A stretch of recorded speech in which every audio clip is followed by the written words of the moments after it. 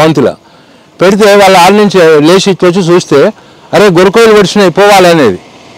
అంటే వాచ్ యొక్క టైమింగ్ ఏంటంటే గొరకొయ్యలు, పిల్లల కోడి, కుందేలు సుక్క, మంచం కోళ్ళు, ఇవి వాచ్ వాళ్ళకు. ఇంతవరకు వచ్చిందంటే ఇంక మనకు 3 అవుతుందని కరెక్ట్ చెప్పేవాళ్ళు. నేను చెప్పినా నేను చూసిన అంత దూరం ఎందుకు. నా పెళ్ళికి ఒడ్లు దంచిర్రు అంటే 3 జతలు, ఒక్కొక్క జతకు 2-3 ఉండేది, కంకణాలు కట్టుకొని కుందన పెట్టి దంచి చెరిగి బియ్యం చేసిర్రు. అంతా ఒక 15 రోజుల ప్రోగ్రాం, పెళ్లి లగ్నం రోజు వరకు 15 రోజులు పట్టేది. నా పేరు నారాయణ నరసింహారెడ్డి, మాది కల్వకుర్తి ప్రాపరు, నగర్ కర్నూలు డిస్టిక్. నేను ఫస్ట్ ఫార్మర్, చాలా సంవత్సరాలు ఫార్మర్గా చేసిన, రైతుగా. తర్వాత ఇప్పుడు ఒక NGO పర్యావరణము పరిరక్షణ జీవ వైవిధ్యం ప్రఖ్యాత ప్రతిష్ట ఫౌండేషన్, నేమ్ కాన్సెప్ట్ వచ్చి పర్యావరణ పరిరక్షణ జీవ వైవిధ్యం, ఎన్విరాన్మెంటల్ బయోడైవర్సిటీ. వ్యవసాయంలో ఏముండనంటే నైటు పొలం కాడికి పోయి మోట్లు కట్టి కొడితే ఒడ్లు వంతాయి. వరి వండాలంటే మూట కొట్టాలంటే ఒక మూటకు 2 ఎద్దులు కావాలి, ఒక మనిషి కావాలి. వాళ్ళు ఎప్పుడు లేచిపోయేదానంటే ఇంటికాడ 3 ఇటుకలు వేసేది, తెల్లవారుజామున 3 ఇటుకలు వేసి పొలం బాయికాడికి పోయి ఆ ఎడ్లను తీసి మూట కట్టి స్టార్ట్ అయ్యేటరకు 1 గంట పట్టేది. 4 ఇటుకి స్టార్ట్ అయ్యేది కొట్టుకోం, అంటే ఇక నీళ్లు బయటికి వెళ్తుండేది. అయితే వాళ్ళు పోవాలంటే వాచ్ లేదు, నేను చూసినది. వాచ్ లేకపోతే ఇట్లా ఒక్కొక్కరు ఇంట్లో ఉండే చూసేది ఏంది మిన్ను మొగులు. ఎందుకంటే మధ్యరంగంలో ఒక గూన పెట్టేది కట్టేటప్పుడే, మధ్యరంగం అని ఉండేది భవంతిలో పెడితే వాళ్ళ ఆడ నుంచి లేచి వచ్చి చూస్తే అరే గొరకొయ్యలు పడిచినాయి పోవాలి అనేది. అంటే వాచ్ యొక్క టైమింగ్ ఏంటంటే గొరకొయ్యలు, పిల్లల కోడి, కుందేలు సుక్క, మంచం కోళ్ళు, ఇవి వాచ్ వాళ్ళకు. ఇంతవరకు వచ్చిందంటే ఇంక మనకు 3 అవుతుందని కరెక్ట్ చెప్పేవాళ్ళు. నేను చెప్పినా నేను చూసిన అంత దూరం ఎందుకు. అయితే అప్పుడు 3కి లేచిపోయి ఆ పొలం కాడుకు ఎడ్ల నిడిచి వాటిని మూట కోసం తెచ్చి కట్టి స్టార్ట్ అయ్యేటప్పుడు 4 అయ్యేది. ఇంకా 4 నుంచి వాళ్ళు 9-10 వరకు కొట్టేది. చీకట్లేనుకో డే టైంలో పోయిన స్థలమే కదా, చీకటి అయినాక ఇంకా వాళ్ళు డే టైంలో చూసిందే. ఇప్పుడు ఇక్కడ రోజు చూసిన తర్వాత కరెంటు లేకుండా ఇక్కడ మెట్లున్నవి నా స్థలం అని గుర్తు ఎక్కి వస్తా. ఇంకొకటి ఏమవుతుందంటే నైట్ కూడా కొంచెం కనిపిస్తుంది, మినిమం కనిపిస్తుంది. అప్పుడు వెళ్తురు, ఇప్పుడు లైట్ లేనప్పుడు నైట్ కూడా కొంచెం కనిపిస్తుంది, ఎక్కువ కనిపించదు. కానీ దాన్ని బట్టి రోజు తిరిగే ప్రాంతంలో వాళ్ళు చేసేది ఏం లేదు. ఇలా ఎద్దులు ఉన్నాయి కనిపిస్తాయి, ఇడుచుకోపోవాలి, అక్కడ మూట కట్టాలి, మూట కట్టి రన్ చేయాలి, కొట్టాలి. మనిషి తిరిగితే మనిషి తిరిగితే లోపలికి పోతుంది, మళ్ళీ ముంచుకొని బయటకు వస్తుంది. నా చేతుల విధంగా నేను కొట్టినా. ఆ చూపు మంచిగా ఉండేది. భౌతికంగా వాళ్ళు ఇప్పుడు నాటు ఆవులు ఉన్నాయి, నాటు గేదెలు ఉన్నాయి. అప్పుడు అవి పొలం తిరిగి మేసి వచ్చి ఇంటికి వచ్చిన తర్వాత కూడా మళ్ళీ నైట్ మేత వేసేది.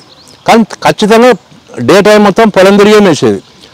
వాటి ఆవులకు గంగడోలు ఊపిర ఉండేది.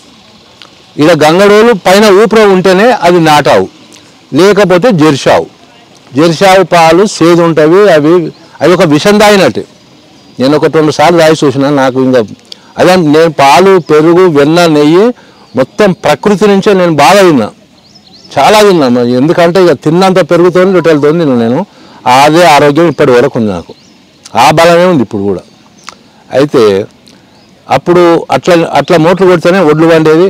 ఆ ఒడ్లు నా పెళ్ళికి ఒడ్లు దంచిర్రు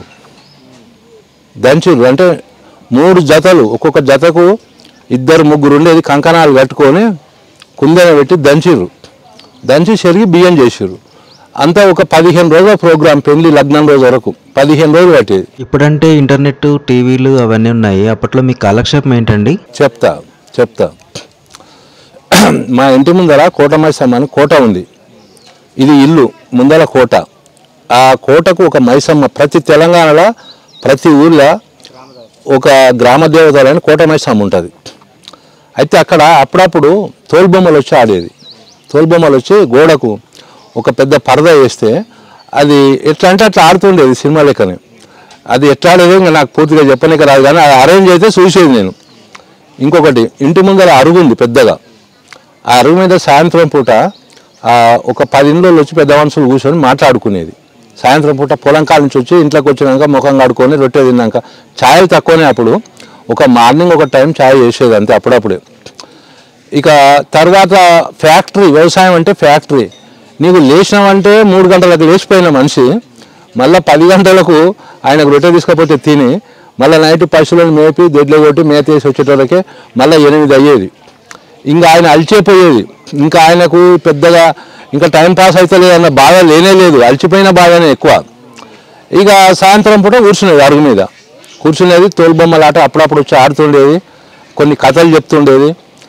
ఇంకా వేరే ఇట్లే గ్రామాల నుంచి వచ్చి ఆటలు ఆడేది. అప్పుడు ఈ రకరకాల ఆటల పేర్లు ఆడేది. ఆడి వాళ్ళు దొడ్లలో బట్టలు ఇడిస్తే వీళ్ళకు పైకం ఇవ్వడం, ఇటువంటి కార్యక్రమాలు జరిగేది. అప్పుడు ఇంకా సినిమాలు అంటే లేవు, గ్రామాలలో ఈ తోలుబొమ్మల ఆటనే సినిమా. ఈ హరికథలు చెప్పేది, బాగా హరికథలు చెప్పేది. ఇంకా రకరకాల గ్రూపులు వచ్చి ఏదన్నా ఒక ఎంటర్టైన్మెంట్ చేసేది. నైటు వాళ్ళకు తలా ఇంత భత్యం పెట్టేది.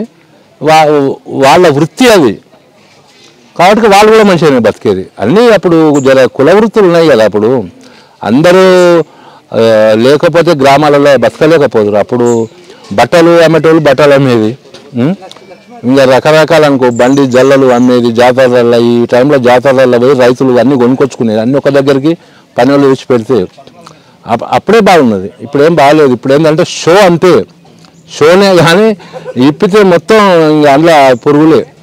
షోలో ఏం లేదు. మీదికి ఏంటంటే ఇంట్లో టీవీలు ఫ్రిడ్జీలు అవి జర కాస్ట్లీగా తెచ్చి పెడతారు. బాకీలో సాకిలో తెచ్చి ఒక కారు ఉంటుంది, వానికి ఈఎంఐ కట్టలేక వాడు ఇంట్లో పెళ్ళంతో వీకులాడతాడు. ఆ వెళ్ళకపోయేటప్పుడు బాకీ వేయటప్పుడు సంతోషం ఎక్కడి నుంచి ఉంటుంది. ఇక అది ఏంటంటే తోటోడు తొడగోసుకుంటే ఇంకోటి మెడ కోసుకున్నాడు అన్నట్టు, ఏంది నక్కను చూసి కుక్క వాత పెట్టుకున్నట్టు ఉంది ఇప్పుడున్న సంసారాలు. అంతకు తప్ప ఏమీ లేదు. ఎవరి ఇంట్లో రూపాయి ఉండదు, ఎవరి ఇంట్లో ఒక బస్తా బియ్యం ఉండవు. అప్పుడు బియ్యం గిన్నె నేనే పట్టించుకొచ్చేది. ఎడ్ల బండి కట్టుకొని మాకు 7 కిలోమీటర్ల దూరాన మిల్లు ఉండే, పోయి పట్టించుకొని వస్తే ఒక పుట్టేడు తీసుకొని పోయేది. పుట్టేడు అని అంటే ఒక 10 బస్తాలు, బస్తాకు 4 గుండెలని పోసి కుట్టేసి పట్టించుకొని వస్తే అవి 6 నెలలు వచ్చేది మాకు బియ్యం. బండి నిండా బియ్యమే బస్తాలు. మంచి నూనె నేను పోయి దేవరకొండ పోయి, మా దగ్గర దేవరకొండ అనే తాలూకా ఉంది, ఇప్పుడు కూడా ఉంది. ఆడ కుసుమలు పట్టించుకొచ్చేది బండి మీద. కుసుమలు చుట్టుముట్టలు అనుకొని అందరం ఎవరు బండి వాళ్ళు కట్టుకొని పోయి కుసుమ నూనెకి మించింది లేదు, మంచి నూనె కూరలలో పోసేది. కుసుమలు అంటే తెలుసా మీకు? తెలుసా? కుసుమ నూనె మాకు వండేది. కుసుమలు బాగా 5-6 పుట్ల కుసుమలు వండేది. సాయంత్రం పూట కాదు, ఎర్లీ అవర్స్ తెల్లవారుజామున పోయాలి. తెల్లవారుజామున పోయాలి. పొతం చేసేటప్పుడు ఎండకు చేయాలి. పొతం గర్రెలతో కొట్టేది, ఎండకు బాగా కాయ తెన్నమని పలిగేది. ఆ నూనె పత్యానికి ఎక్కడికి వచ్చేది. ఆ నూనె నువ్వుల నూనె కూడా ఉండేది మాకు. నువ్వులు వండేవి బాగా. నువ్వులు చాలా కాస్ట్లీ ఇప్పుడు కూడా.